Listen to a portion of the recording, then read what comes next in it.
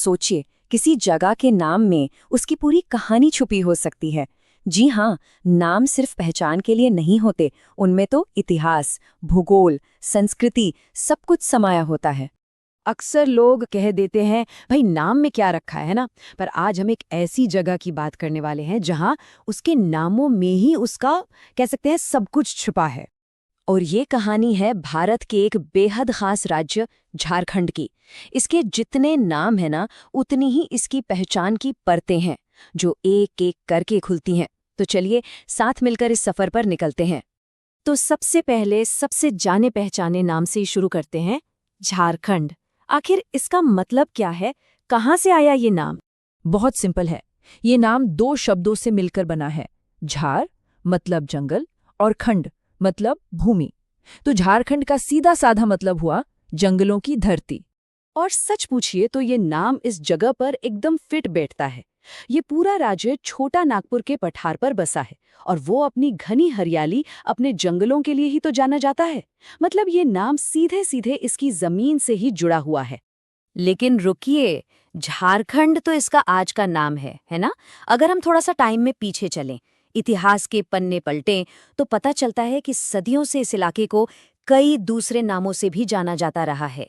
जैसे कि वैदिक काल में इसे पुंड या पुंड्र कहते थे। फिर मौर्य काल के आसपास कौटिल्य के अर्थशास्त्र में इसका नाम कुक्कुट मिलता है। और आगे बढ़े तो गुप्त काल में ये मुरुंड देश बना और मुगल काल में खोखरा। और हाँ, ब्रिटिश राज में तो ये छोटा नागपुर के नाम से ही मशहूर हो गया।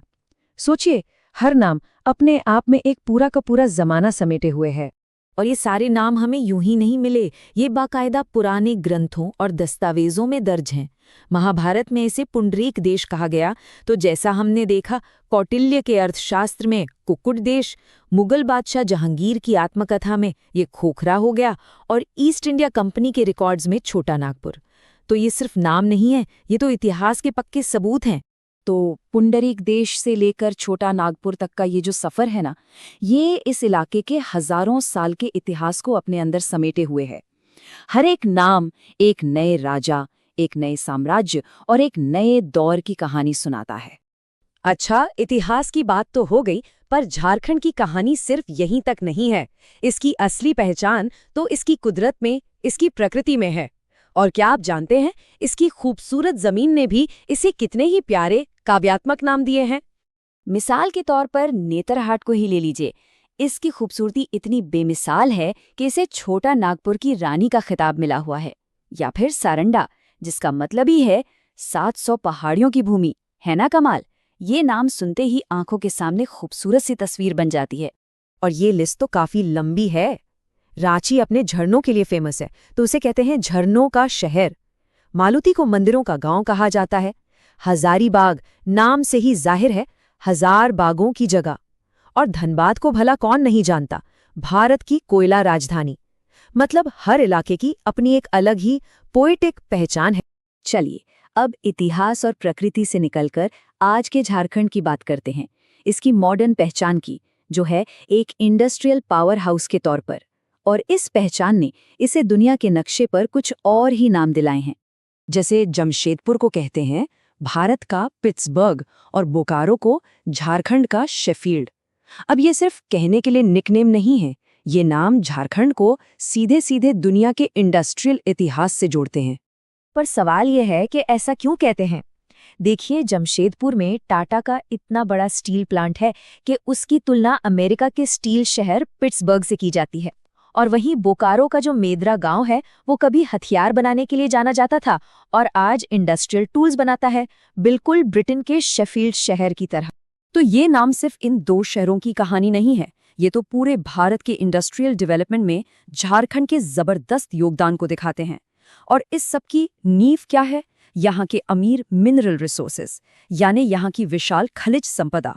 तो चलिए वापस उसी सवाल पर आते हैं जहां से हमने शुरू किया था। आखिर नाम में क्या रखा है? मुझे लगता है अब इसका जवाब हम सबको मिल गया है। नाम में बहुत कुछ रखा है, खासकर झारखंड के लिए। तो एक नाम सिर्फ एक लेबल नहीं है, ये एक पूरी की पूरी कहानी है, एक पूरी पहचान है। ये कहानी है एक घने जंगल की, जिसका नाम है झारखंड। ये कहानी है एक प्राचीन भूमि की, जिसे कभी पुंडरीक देश कहते थे। ये कहानी है कुदरत के एक अजूबे की, जिसे छोटा नागपुर की रानी का ताज मिला है। और हाँ, ये कहानी एक इंडस्ट्रियल जायंट की भी है, जिसे हम भारत का पिट्सबर्ग कहते हैं।